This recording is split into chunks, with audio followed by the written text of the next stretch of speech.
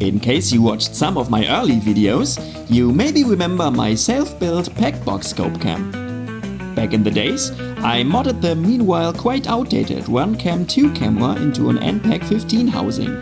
But during the last months, it has become quite unreliable and rebuilding is not really possible because certain necessary parts are no longer available. So, I decided to take a look into the current generation of scope cams and give you a detailed instruction on how you can turn them into a PEQ cam by yourself. Let's go!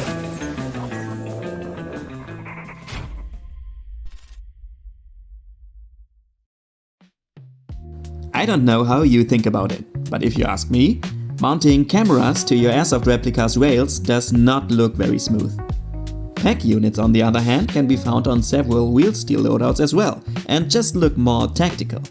So, my attempt is to transform the Scope Cam 2 by RunCam into this PEQ-16 housing. Please note that the steps I'm going to show you now took me several weeks all in all, and were the results of many trials and errors.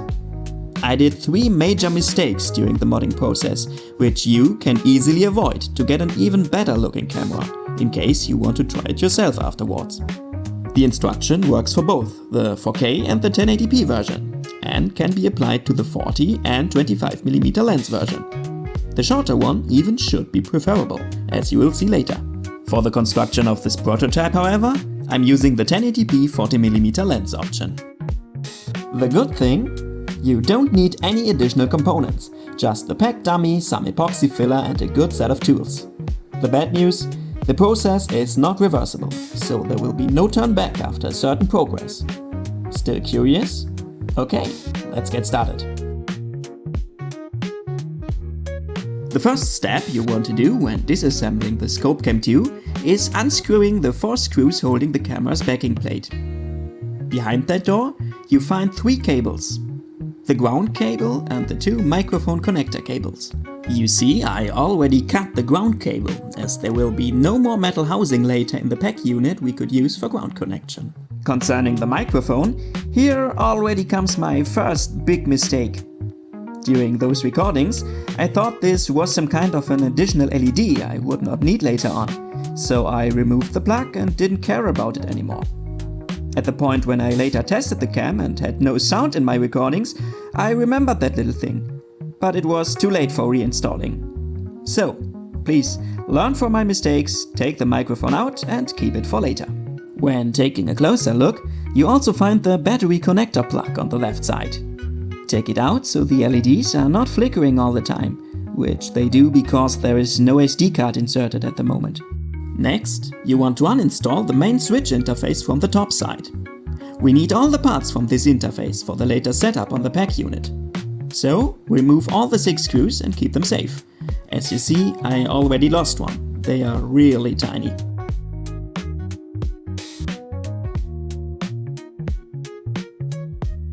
Now, unscrew the protective lens cover to get access to the actual lens. The lens has to be unscrewed as well, which will result in losing the set focus. There is a little locking wheel on the lens's threads. Make sure you don't touch it, so the focus stays the same when reassembling it later. Here you see the infrared filter on the lens backend and the image sensor inside the housing. Both are very sensitive parts. In order to keep them free of dust, put both parts together again, but only in a few threads, so they can easily be disconnected again later. A few more screws will have to go now. Loosen the front 4 screws, which connect the front cap to the main body. Behind it you find the sensitive sensor cable. Its plugs are secured by little black clips. The one at the sensor can be opened, so you hold only the main body in your hands then, without a wired connection.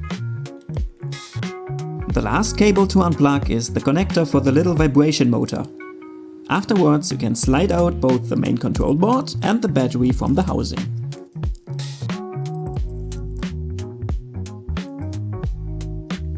Our final step of disassembly is to free the image sensor housing from the front cap.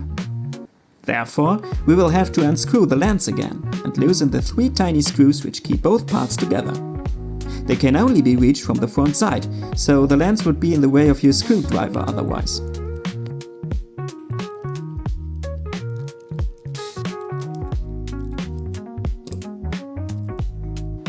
In this state, the focus lock ring can be seen quite well.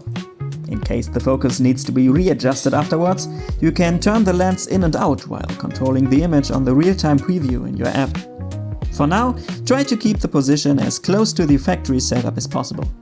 In order to make the lens fit inside the PEQ unit later, we need to remove the foam stabilizers from the outside.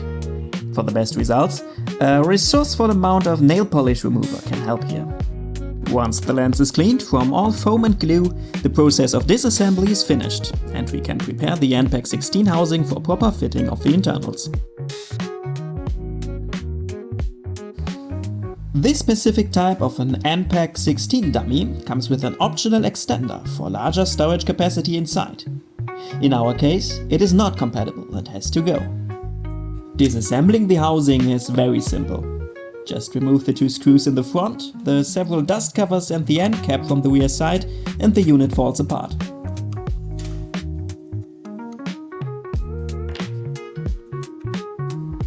Our main focus will be on the upper housing section first. You see, it comes with a nice plain and straight surface on the inside, just below the fake button area on the outside. This is where our control board is going to sit later. Our goal is to drill 3 openings into the housing now. One for the USB-C port and the micro SD card slot on the back side, one for the on-off switch and one for the Wi-Fi button, both on the top side. The switch interface cover will be placed on top afterwards, covering most of the grinding marks if you do a good job. It also can be used as a template for size and approximate position of the openings. Make sure to grind not too fast and start with small holes. Once material is removed, you can't bring it back. This is how the first openings for identifying the correct positions could look like. Take your time and double check the exact positions for the switches and ports on the control board. You will need some sense of precision for this job, but once you get into drilling, it's easier than it looks like. As a result, you would want something similar to this state. The 2 buttons fit nicely into the openings, approximately above the respective switches on the control board. You see, I also removed some material from the top side to make some kind of a recess area for the power switch to slide in. If you don't do this, the switch won't be able to move freely once the switch cover is installed, so make sure it can slide forward and back smoothly. And here is the second big mistake I did during this project.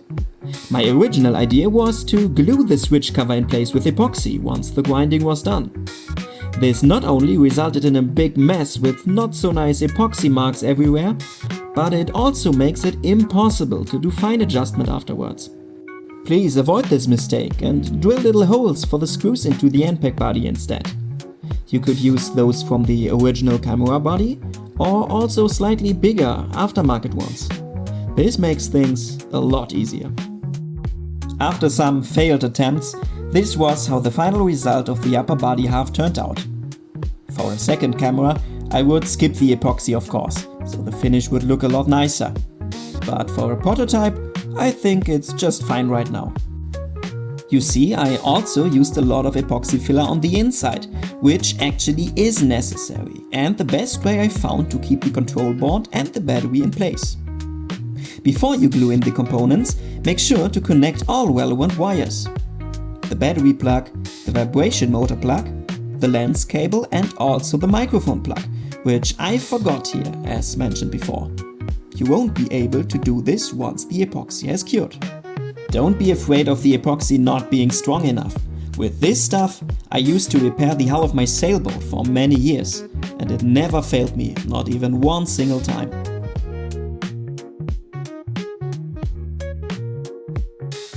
The front section of the PEQ-16 gave me some sleepless nights as well. My first idea was to place the lens on the upper right part where the flashlight is located on the original. Believing this would fit the lens was the third and luckily the last main mistake I did during this project.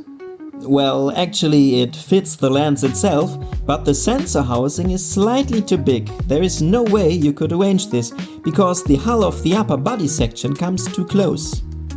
So, plan B was to drill another opening in the laser section. And this is what finally worked out for me. Remember when I said the short version of the Scope Cam 2 is probably the best choice for the PEQ unit conversion? I think so because on the 40mm version the lens will stick out a bit, looking not like on the original unit, while the 25mm lens should be just the right fit for the plain finish.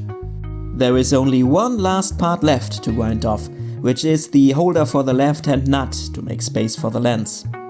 Once you got to this state, you simply can combine the front and the upper part of the PEQ unit and connect the image sensor cable. Make sure the sensor is placed in the right orientation, or you will get tilted images. Now insert the second nut into the remaining holder on the lower body half and close the PEQ unit. The single screw will be enough to hold the shells together from the front side, while the end cap brings extra stability from the back. You also can use the original dust cover to protect the lens, which I found really cool. One of them, in my case, hides the extra opening, which was meant for the lens first, but is useless now. If you avoided the mistakes I did, your PEQ-Cam should look way nicer and cleaner than my prototype now.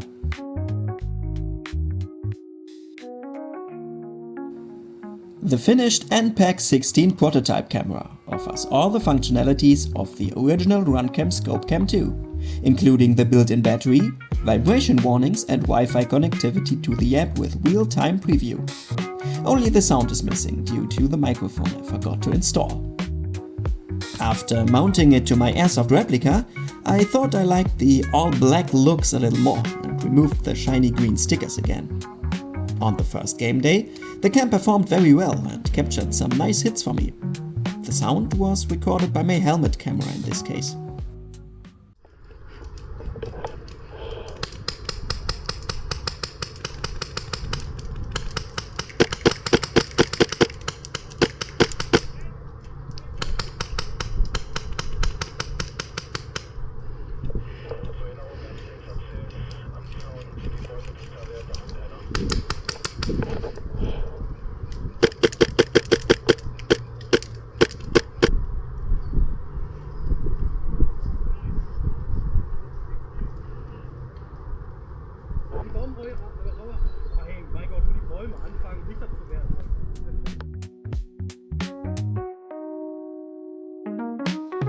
Now that my PEQ-Cam build finally is finished, I'm actually quite relieved it performs so well, and also a little proud, to be honest. What do you think? Should I have done something differently? Besides my 3 major mistakes, of course. Or are you thinking about building such a PEQ-Cam by yourself, following this instruction? I'm really curious what you think about my build, and I'm looking forward to read many of your comments down below. So long, have a good one.